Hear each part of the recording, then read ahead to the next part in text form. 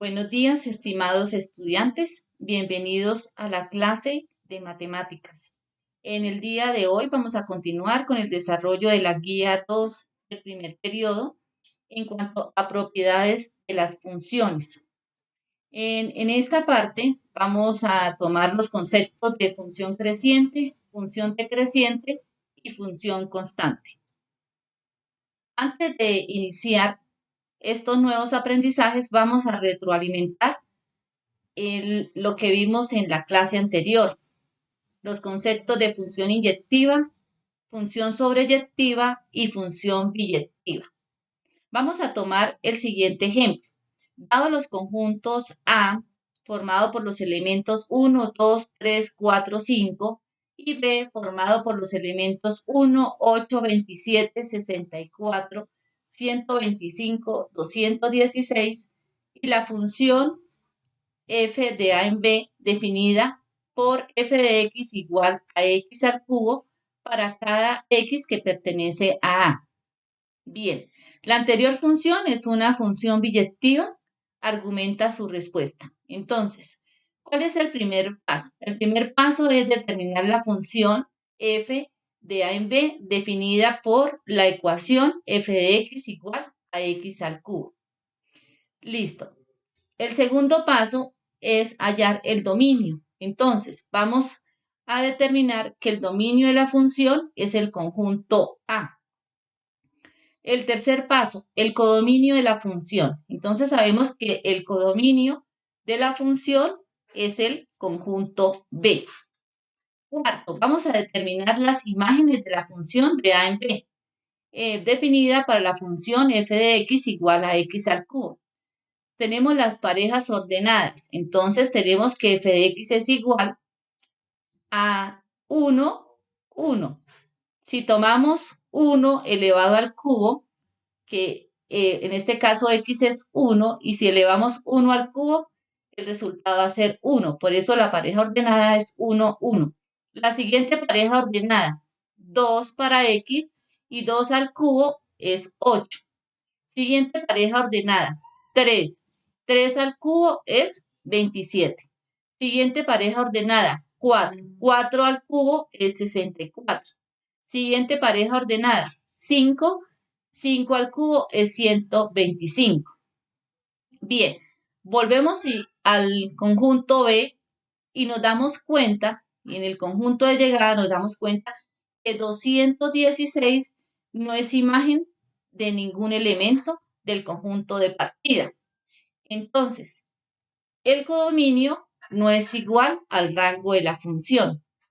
Recordemos que para que sea una función sobreyectiva, el rango debe ser igual al codominio. En este caso, la función no es sobreyectiva. Entonces, en el quinto paso, para determinar si la función es biyectiva, vamos y tomamos el concepto de función biyectiva. Sabemos que para que sea función biyectiva debe ser inyectiva y sobreyectiva. Y nos damos cuenta que no es una función biyectiva porque cada elemento del conjunto de llegada no es imagen de algún elemento del conjunto de partida. Bien, ahí tenemos todos los pasos y tenemos los tres conceptos que habíamos visto en la clase anterior. Ahora, vamos a determinar si la siguiente gráfica de la función f de x es función biyectiva. Entonces, primero vamos y observamos la gráfica de la función f de x. Nos damos cuenta que es una función lineal. Bien, entonces, la función f de x, vamos a mirar si es inyectiva. Entonces, recordemos que para saber si una función es inyectiva, tomamos las líneas horizontales, ¿sí?, o paralelas con respecto al eje X, al eje de las abscisas, y si esta línea corta en un solo tramo de la función, decimos que es una función inyectiva. Entonces, nos damos cuenta que tiene varias horizontales o varias paralelas con respecto a X y que sí, efectivamente, esta recta toca la gráfica en un solo punto. Bien, ahora, para saber si es sobreyectiva, recordemos que el rango debe ser igual al codominio. En este caso nos damos cuenta que el rango sí es igual al codominio. ¿Por qué? Porque son los números reales y por lo tanto esta función sí es una función biyectiva. ¿Por qué? Porque es inyectiva y sobreyectiva a la vez. Bien. Hasta este momento hemos retroalimentado los conceptos de la clase anterior. Vamos a continuar en el desarrollo de la guía en cuanto al concepto de función creciente. Entonces, una función es creciente en un intervalo cerrado AB si al aumentar los valores de x aumentan los valores de f de x. Es decir, si A es menor o igual a x sub 1, este a su vez va a ser menor a x sub 2 y va a ser menor o igual a B. Entonces, ¿qué podemos decir? Que f de x sub 1 es menor a f de x sub 2. Bien, entonces, ¿cómo determinamos una función creciente de forma gráfica? Entonces, se puede interpretar cuando, cuando una función en el intervalo, la gráfica sube. Entonces nos damos cuenta acá por la flecha que la gráfica sube. Así, en la gráfica ustedes pueden observar que la función f, esta sube de izquierda a derecha, desde un punto A hasta un punto B. Y por eso podemos determinar el intervalo que tenemos acá, el intervalo cerrado A, B. Bien, hasta ahí hemos tomado el concepto de función creciente. Vamos a continuar con el concepto de función decreciente. Entonces, una función es decreciente en un intervalo cerrado AB si al aumentar los valores de x disminuyen los valores de f de x. Es decir, si A es menor o igual a x sub 1, menor a x sub 2 y este a su vez va a ser menor o igual a B. Entonces decimos que f de x sub 1 es mayor a f de x sub 2. Es decir, lo contrario del anterior. En el anterior, f de x sub 1 es menor a f de x sub 2. Aquí vamos a observar que f de x sub 1 va a ser mayor a f de x sub 2. Y aquí tenemos la gráfica. Y gráficamente podemos interpretar que una función es decreciente en un intervalo cuando su gráfica baja. Entonces ustedes se dan cuenta aquí en la función f que esta baja de derecha, desde un punto de baja desde izquierda hasta la derecha, desde un punto x sub 1 a un punto x sub 2. Entonces podemos tomar el intervalo cerrado de x sub 1 hasta x sub 2. Y el siguiente concepto que vamos a tomar en esta clase es una función constante. Entonces, la función es constante en un intervalo cerrado AB cuando no es creciente ni es decreciente. Es decir, si al aumentar los valores de x no disminuyen ni aumentan los valores de f de x. Una función es constante cuando su representación gráfica es una recta o un segmento de recta horizontal. Entonces, ustedes tienen aquí la representación gráfica de la función constante f de x igual a 3. Y que nos damos cuenta que es una recta o un segmento de recta horizontal. También pueden apreciar que no tiene la variable independiente, no tiene la variable x, solamente tiene una constante. Por eso se reconocen las funciones constantes y se llaman así porque solo va a tener una constante. Bien, vamos a hacer este ejemplo propuesto. Espero que tengan a la mano la guía y vayamos de una vez desarrollando los ejemplos propuestos que aparecen allí. Entonces, vamos a hacer el ejemplo propuesto de un intervalo de x donde la función crece o decrece. Bien, ustedes tienen ahí la gráfica y se pueden dar cuenta que hay dos variables de estudio, la variable x y la variable y.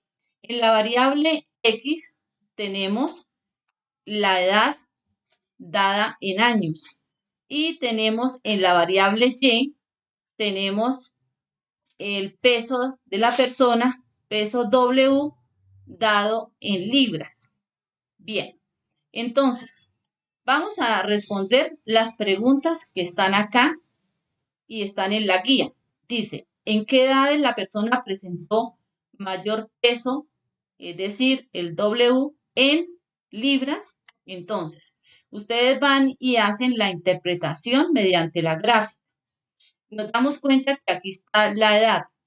Entonces, vamos comparando las edades y nos damos cuenta que el mayor peso lo presentó esta persona a la edad de 40 años, es decir, tuvo un peso de 200 libras.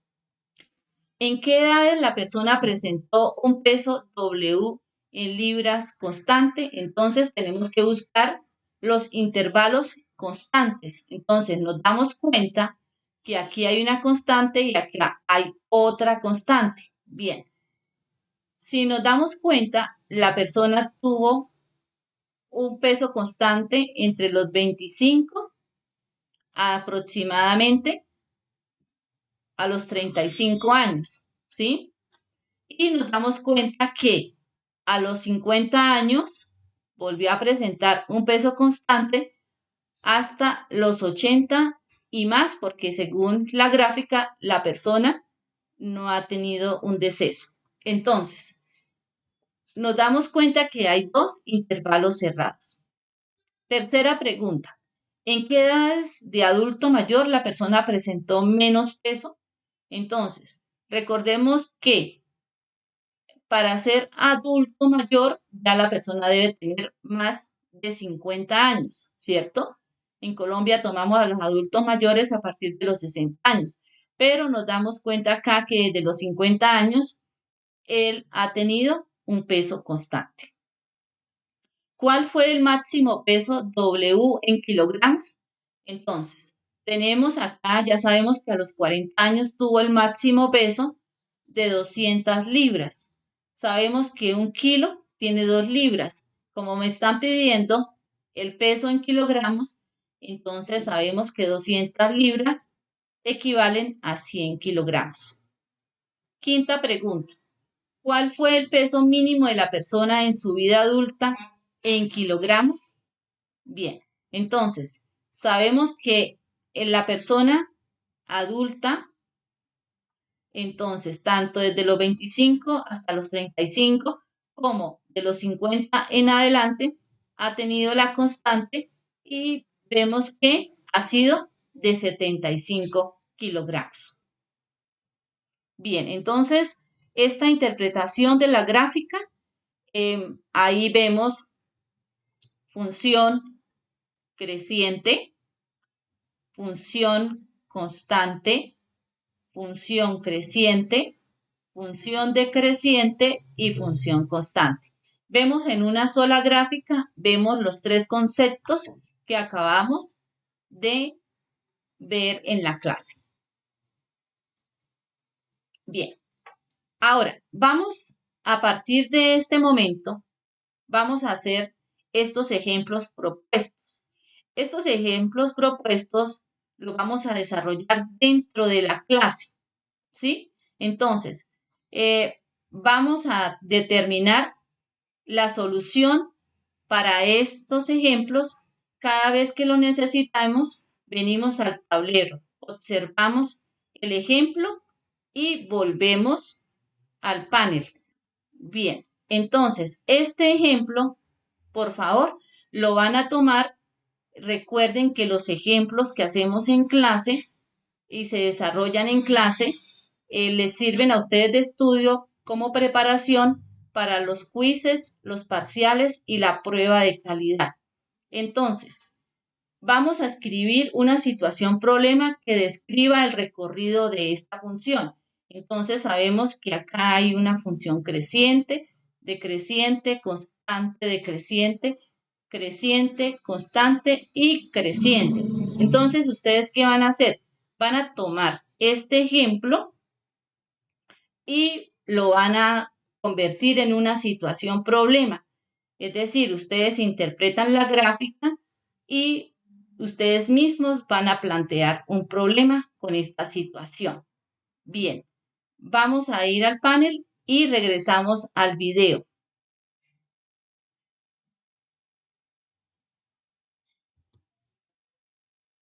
Bien, después de haber desarrollado el ejemplo 2 propuesto, ahora vamos al ejemplo 3. En este ejemplo 3 vemos que hay una gráfica y hay dos preguntas con 4 opciones de respuesta donde solo una es la verdadera. Entonces dice que tengamos en cuenta esta función h de x para poder responder estas dos preguntas. ¿Qué vamos a hacer? Igual que el anterior. Las tomamos, hallamos sus respuestas, compartimos respuestas, también las dudas que haya al respecto con las soluciones y regresamos para hacer el siguiente ejemplo propuesto.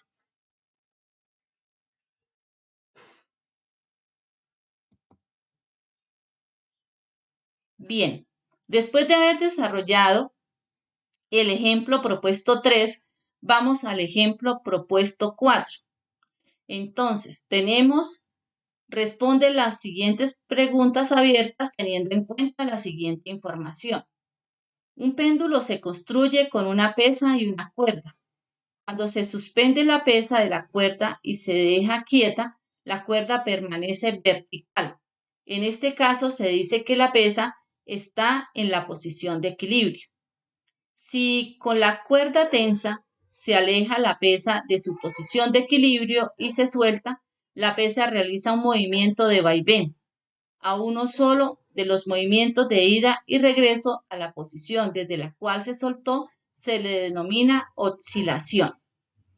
En una experiencia realizada con un péndulo se tomaron los siguientes datos. Entonces tenemos las dos variables de estudio.